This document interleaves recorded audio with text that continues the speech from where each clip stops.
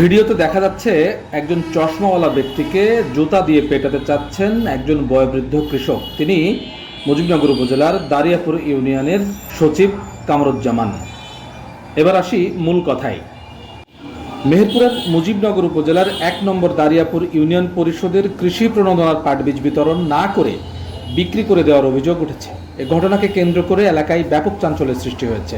বুধবার বিকেলে দারিয়াপুর গ্রামের দক্ষিণপাড়ায় ১১ বস্তা মোট ৫৫০ প্যাকেট, প্রতি প্যাকেট ১ কেজি পাট বীজ ভ্যানে করে নিয়ে যাওয়ার সময় স্থানীয় জনতা পথ রোধ করে। অভিযোগ অনুযায়ী চুয়াডাঙ্গার দামোড়হুদা উপজেলার বোয়ালমারি গ্রামের বীজ ব্যবসায়ী আফতাব আলী ইউনিয়ন পরিষদের সচিব কামরুজ্জামানের কাছ থেকে প্রতি কেজি ২৫ টাকা দরে এসব বীজ ক্রয় করেন।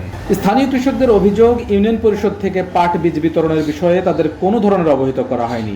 কৃষকদের না দিয়ে সরকারি প্রণোদনার বীজ বিক্রি করে দেওয়া হয়েছে বলে তারা দাবি করেন। তারা ঘটনার সুষ্ঠু তদন্ত ও দোষীদের বিরুদ্ধে আইনগত ব্যবস্থা গ্রহণের দাবি জানান।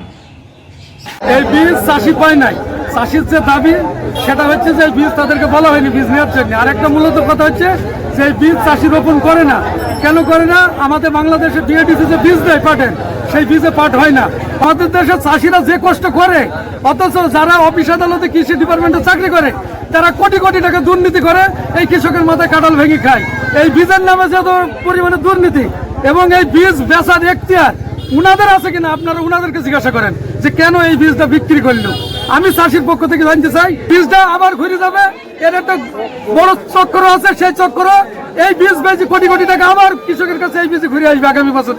আমরা আপনাদের পক্ষ দিয়ে দাবি জানাই সরকারের কাছে, এই সমস্ত চক্রান্তের সাথে যেসব কর্মকর্তা জড়িত তাদের দৃষ্টান্তমূলক শাস্তি দাবি করছে। পাট বীজ ইউনিয়ন পরিষদ থেকে বিক্রি করে দিয়েছিল, জনগণ তাদের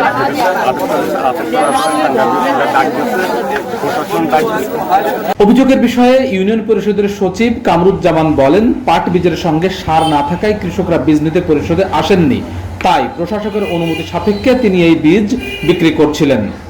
প্রশাসককে জানাই, যেহেতু আমার মাথার উপর একজন আছে, ওকে ব্যতীত আমি তো কোনো কাজ করতে পারি না। আচ্ছা, সব কিছুতে ওনার অনুমতি লাগে এবং সহমতি লাগে। আচ্ছা, একজন ইউনিয়নের সচিব হিসাবে আপনি কি এই বীজটি বিক্রি করার কোনো এখতিয়ার আপনার আছে কিনা? মনে করেন ১০০-র ভেতরে ১%ও নাই বিক্রি করার। এ বিষয়ে দারিয়াপুর ইউনিয়ন পরিষদের প্রশাসক ও উপজেলা পরিসংখ্যান কর্মকর্তা মনিরুজ্জামান বলেন, বীজ বিক্রির বিষয়ে সচিব তাকে কিছুই জানাননি।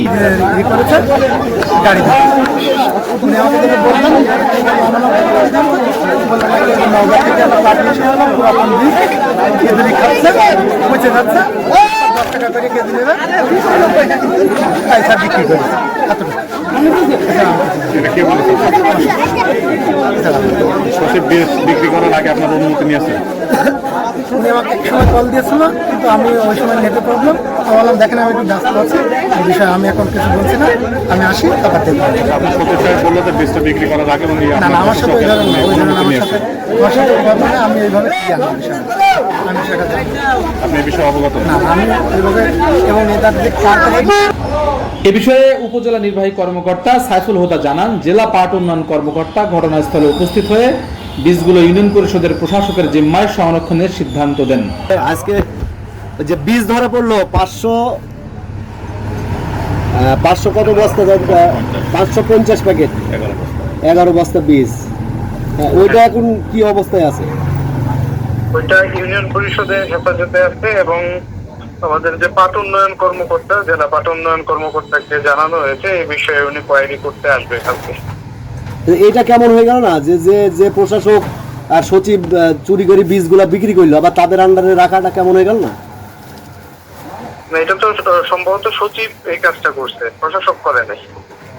এদিকে যে ইউনিয়ন পরিষদকে কেন্দ্র করে বীজ বিক্রির অভিযোগ উঠেছে, সেই ইউনিয়ন পরিষদের প্রশাসকের কাছেই বীজ সংরক্ষণের সিদ্ধান্তকে ঘিরে স্থানীয়দের মধ্যে প্রশ্ন দেখা দিয়েছে। অভিযোগের নিরপেক্ষ তদন্ত নিশ্চিত করতে বীজ অন্য কোনো সরকারি দপ্তর বা থানার হেফাজতে রাখা উচিত ছিল কিনা এ নিয়েও আলোচনা চলছে।